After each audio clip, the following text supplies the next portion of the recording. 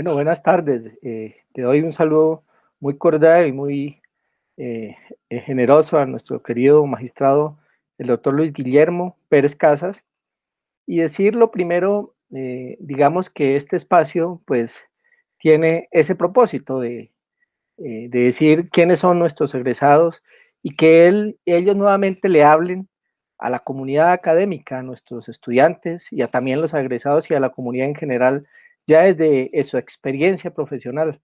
A usted lo hemos conocido en muchos lugares, doctor Luis Guillermo. Lo hemos conocido como en la parte de la sociedad civil, liderando procesos de derechos humanos.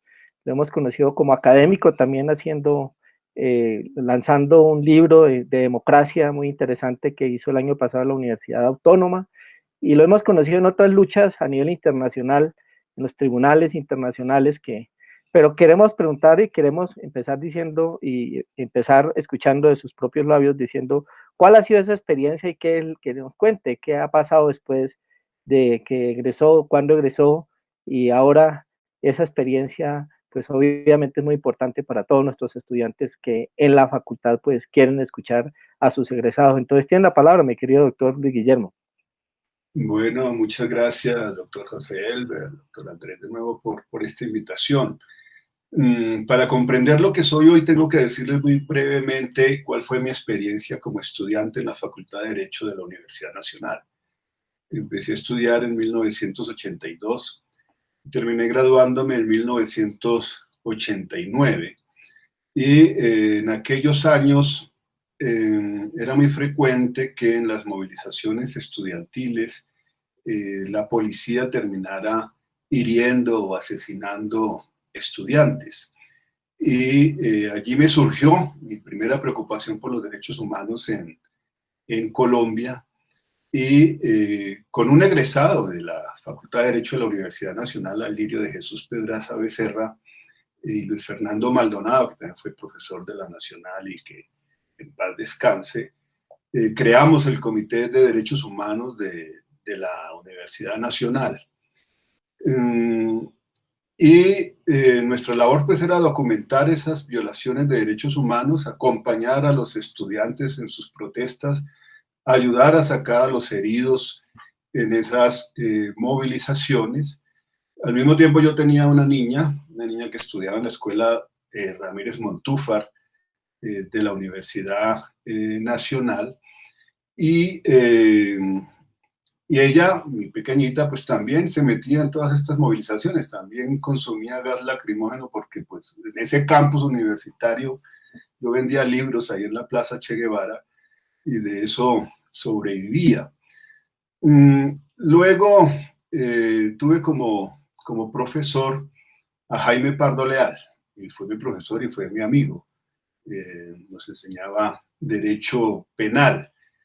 Y se produjo el magnicidio contra Jaime Pardo Leal, siendo candidato a la presidencia de la República, y eso me marcó profundamente. Y de hecho, pues los estudiantes me eligieron para que en el discurso de homenaje en el Auditorio León de Greiff de la Universidad Nacional yo pronunciara unas palabras para rendirle homenaje a su memoria. Y estaba presente un hombre muy brillante también para la sociología jurídica en Colombia, el maestro Eduardo Maña Luna, quien también era profesor mío en la facultad. Y él escuchó mi intervención y al terminar mi intervención me dijo: quiero invitarte a mi apartamento. Vivía ahí también que en paz descanse el maestro Maña Luna, vivía ahí en Nicolás de Federman. Me invitó a su apartamento y me dijo: oye, yo quiero que usted venga a trabajar conmigo al colectivo de abogados José Alvear Restrepo. Le dije: doctor Maña, pero yo no me he graduado. Dijo: no importa, allá vas, aprendes y te conviertes en un defensor de derechos humanos. Ahí también trabaja mi hijo, José Eduardo Maña Mendoza. Y bueno, otro grupo de abogados muy importantes en Colombia. Bueno, y así llegué, siendo estudiante de la Universidad Nacional de la Facultad de Derecho, llegué a trabajar a el colectivo de abogados José Alvear Restrepo, pero siendo estudiante también recibí las primeras amenazas contra mi vida. A raíz del asesinato de Jaime Pardo Leal, yo era presidente de la Asociación de Padres de Familia de la Escuela de la Universidad Nacional de la Ramírez Montúfar, e hicimos una biblioteca. Y yo pregunté a la Asociación de Padres si estarían de acuerdo en que, en homenaje a Jaime Pardo Leal, que acaba de ser inmolado, le colocáramos el nombre a la biblioteca de niños, pues de la escuela de niños de la Ramírez Montúfar, el nombre de Jaime Pardo Leal. Y mandamos a hacer una placa y se aprobó y la pusimos. Y allí recibí mi primera amenaza de muerte por haber contribuido a ponerle el nombre de Jaime Pardo Leal a una escuela pública dentro de la Universidad Nacional de Colombia. Bueno, terminé en el colectivo de abogados José Alvear Restrepo. Mi amigo Alirio Jesús Pedraza Becerra siguió su trabajo como defensor de derechos humanos en el Comité de Solidaridad con los Presos Políticos. Luego a Lirio lo detienen y lo desaparecen un 3 de julio de 1990. Había salido de su despacho de abogado, iba para su casa en Suba. Lo detuvieron, lo desaparecieron y hasta el día de hoy nunca lo hemos encontrado. Encontramos testimonios que nos dijeron que había sido una operación militar, que lo habían llevado hasta la base militar de Tolemaida y que lo habían torturado hasta la muerte y luego lo descuartizaron. Entonces, ese sentimiento de perder a un ser querido, alguien al que apreciabas mucho, con el que tuviste muchos años de lucha, fue supremamente difícil. Pero luego tú asumes un compromiso en el que ya vences sobre el miedo. O sea, no es que uno no sienta miedo, uno tiene la obligación de vencer el miedo cuando uno quiere contribuir a que haya democracia, a que haya paz, a que haya respeto de los derechos humanos. En un país como este, uno se enfrenta a estructuras de terror muy profundas, con muchísimo poder, y para poderlas enfrentar hay que vencer el miedo. Bueno, luego en distintos escenarios, producto de mi trabajo, resultó que no solamente me amenazaban a mí, también empezaron a perseguir, a amenazar a mi esposa, a mis hijos. Finalmente tuve que irme al exilio, terminé viviendo en Bélgica, que eso es todo un capítulo de explicar por qué terminé viviendo en Bélgica. Pero allí en dos momentos distintos viví durante 15 años. En ese lapso enorme de tiempo, dentro de un defensor de derechos humanos que no quería estar en el exilio, pues hice muchas cosas, desde pues representar a las víctimas de graves violaciones de derechos humanos ante las Naciones Unidas, ante la Unión Europea, ante la Corte Penal Internacional.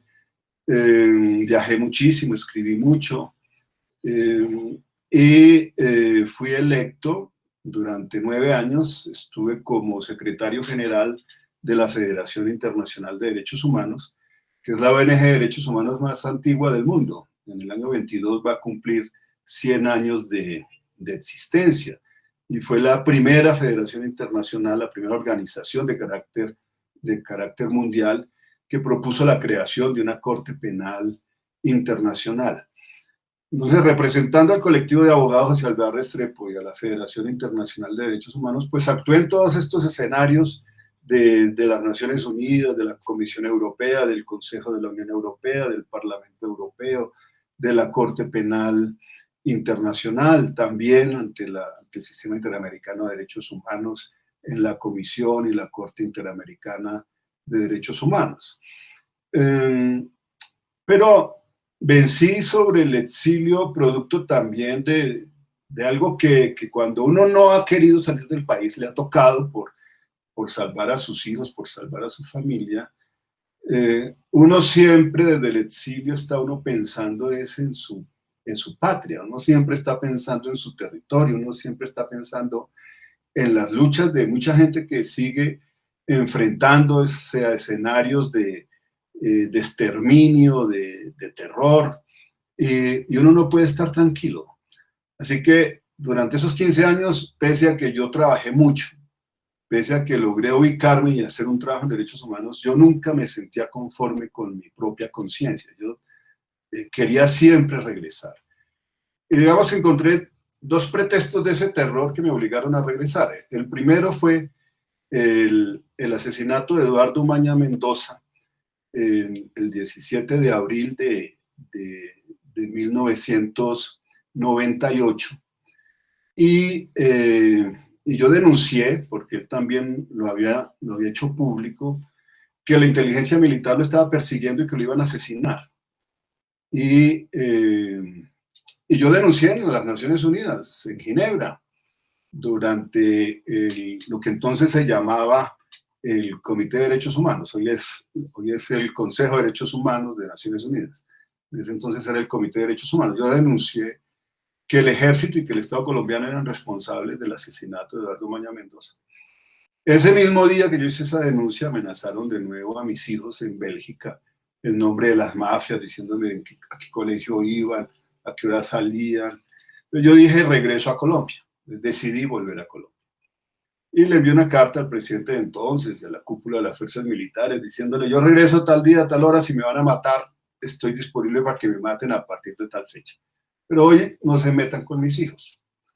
Luego tuve que volver a salir al exilio en el año 2002 y hasta el año 2010. En el 2010 vuelve a suceder algo similar.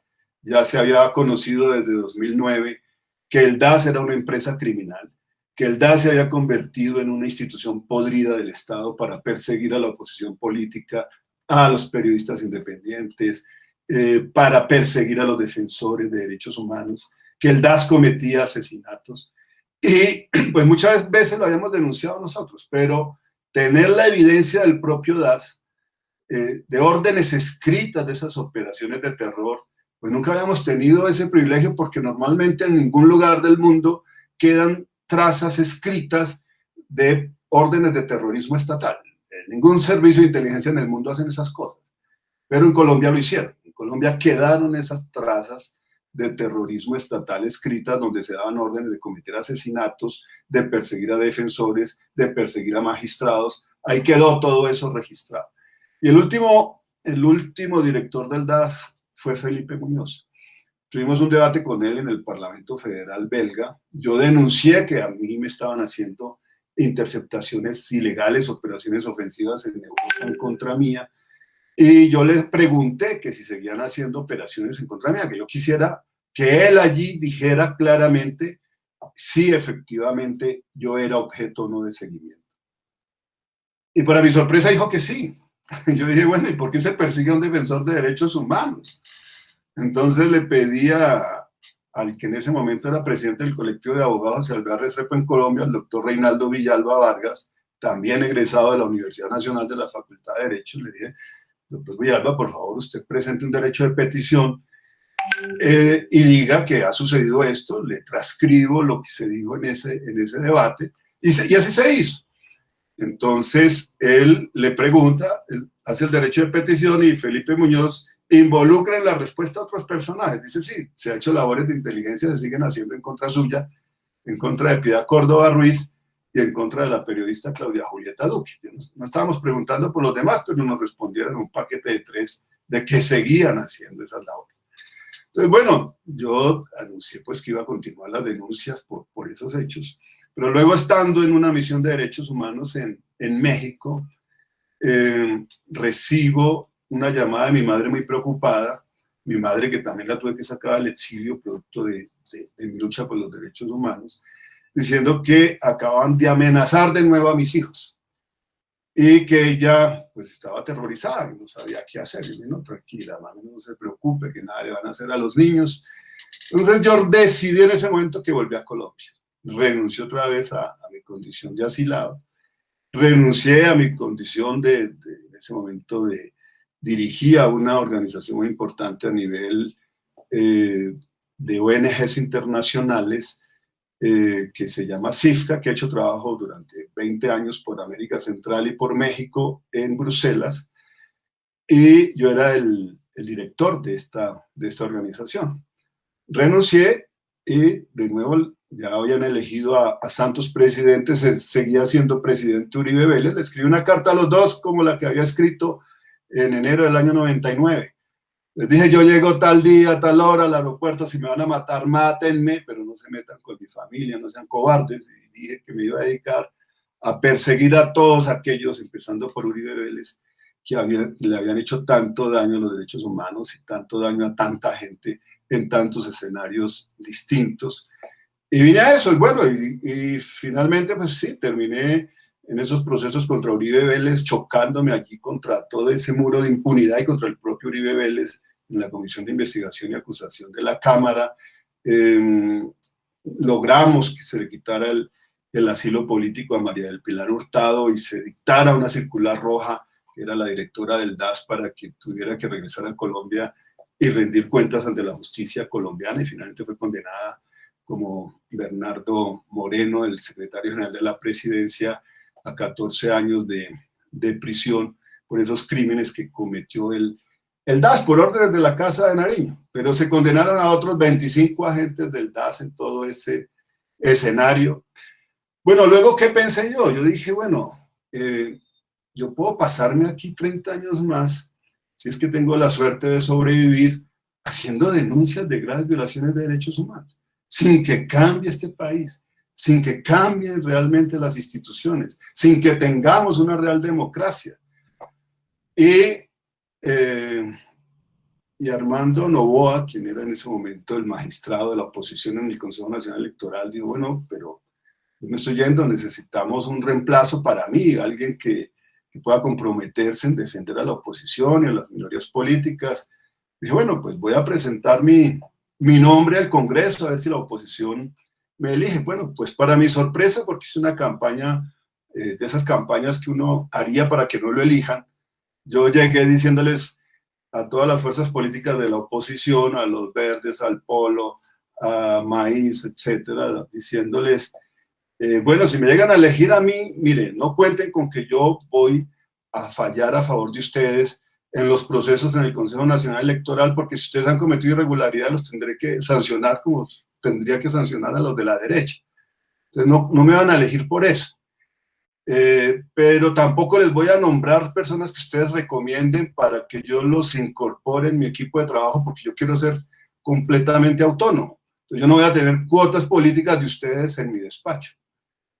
Entonces eso no sonaba como muy regular para hacer una campaña para que lo eligieran a uno.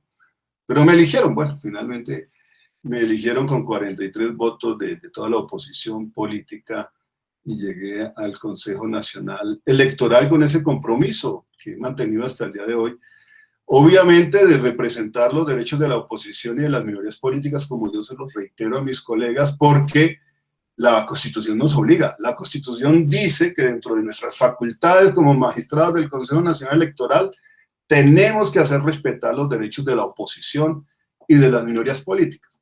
Y eso lo he hecho con creces, pero también pues defendiendo los valores del pluralismo, de la diversidad, de la necesidad de que se comprenda que los derechos políticos no son derechos políticos que puedan tener distintos niveles de jerarquía, que entonces los que más dinero tienen o los más grandes partidos son los que tienen los derechos políticos y el resto de la ciudadanía, sus derechos políticos no tienen el mismo valor.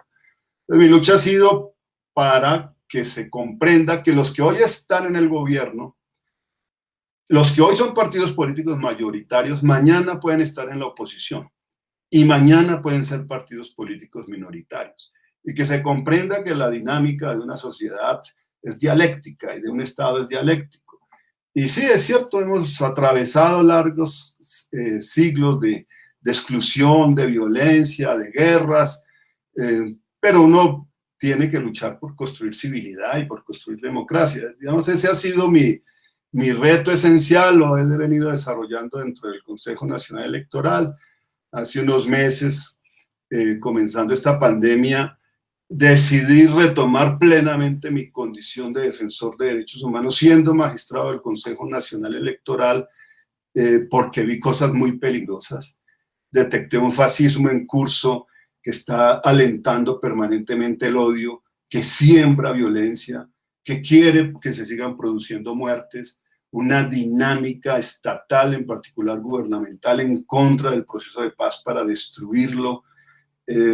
Y bueno, yo tengo una pequeña hija, una hija que se llama Luisa María de la Paz, va a cumplir 6 años y le puse de la Paz porque creía y sigo creyendo que ella tiene el derecho a vivir en un país en paz, en un país democrático, en un país decente. Y eso es lo que hago. Entre tanto, bueno, olvidé contarles que soy parte de un grupo que creó el gobierno de Noruega de expertos a nivel internacional para asesorar el proceso de paz en La Habana.